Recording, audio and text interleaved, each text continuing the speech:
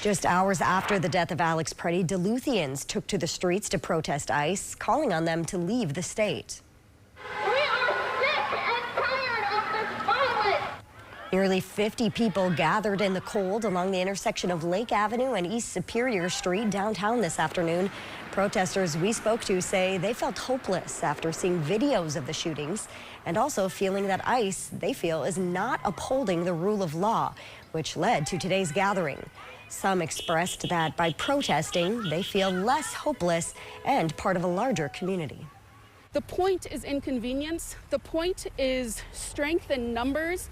The point is also building community among the people that come here, because then you know that you have a group of people that are all willing to fight. Soon after those protests in Duluth, the Twin Ports Democratic Socialists of America held a vigil at Sacred Heart Church in honor of Alex Preddy and Renee Good.